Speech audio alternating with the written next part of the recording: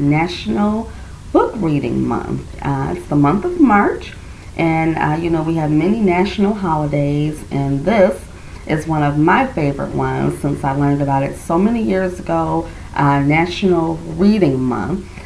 This is joyous to me, number one, because I'm an author. It's a great time to promote my work and get people to buy my book that's currently published, and even to promote the one that's coming out. But as an avid reader, I'm also doing some reading this month, and I'm reading a book that I find very interesting. I've listened to this radio station on iHeartRadio.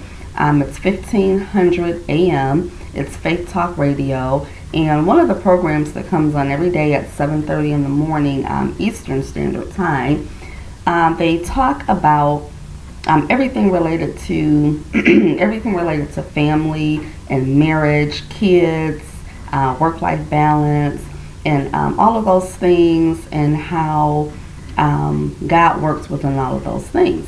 Well, anyhow, one day I was listening, and a young lady and her husband were on, and they were talking about the challenges that they dealt with very early in their marriage, like from wedding night going forward. So long story short, it turns out that what they were dealing with was a sexual problem. And I'm like, okay, so they had difficulties, in the intimacy department. That happens. But so the wife wrote a book, and it's called The Unveiled Wife. Show you a copy of it here. The author is Jennifer Smith.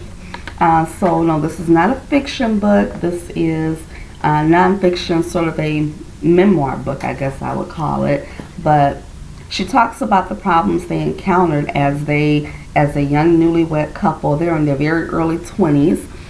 They are traveling around the world doing missionary work to build God's kingdom, which I find very honorable. You hear about people doing this, but reading her accounts of what they were doing, and how they were living, going to different countries, spreading the word of God, and it's pretty admirable. I mean, I love God, and I never envisioned myself living in that life, or even thought about the people who have lived that life or choose to live that life.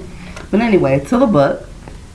So she's talking about their struggles with intimacy, the act of actually progressing to intercourse. So I'm reading the book, and I'm like, okay, wedding night didn't go great. So I keep reading the book, and so we're now like a month into the marriage, and they're kind of distracting themselves from what's not happening in the bedroom, and they're filling it, with doing the work of God, which is great. But of course, we all operate in the flesh, so not being able to enjoy intimacy in a young marriage had to have been wreaking havoc within them as a couple, within them as individuals.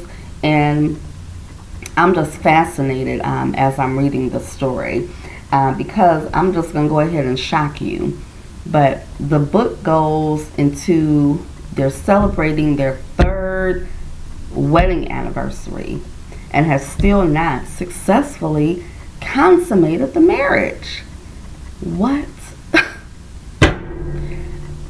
I can't believe, I'm just like, oh my goodness. I'm doing all I can to actually read the book and not rush through it to find out, like, how long does this go on? So I'm at chapter 20, and 121 pages into the book. Let me see. The book is about 210 pages, so I'm a little over halfway there, but I'm just fascinated. And the story also, of course, going through something like this, when you are a Christian, when you love the Lord and you have that relationship, you have to grow closer to God in any difficulty. That's one of the reasons we experience difficulties in this life, is to strengthen and nurture our relationship with Him.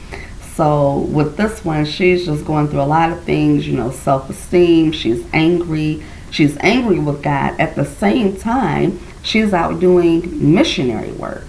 So it's such a huge testament to the fact that even as Christians, loving God, trusting in God, you're still going to suffer tribulations in this world. So this is something that I'm reading. Again, it's called The Unveiled Wife. I bought it on Amazon. And another reason why I'm reading this book is because as a writer, I'm very interested in writing, this type of work, nonfiction work, real life stuff, in addition to the works that I do on the fiction side. So the kind of work that you want to write is very advantageous to do a lot of reading in that genre. Just get different ideas for how the stories are being told, how to make the story an interesting one. It should, a nonfiction book should be a page turner, just like a fiction book. And that's what this is to me. Not only because it's well written, but definitely because of the story. I'm very intrigued. So I hope that you guys are enjoying National Book Reading Month.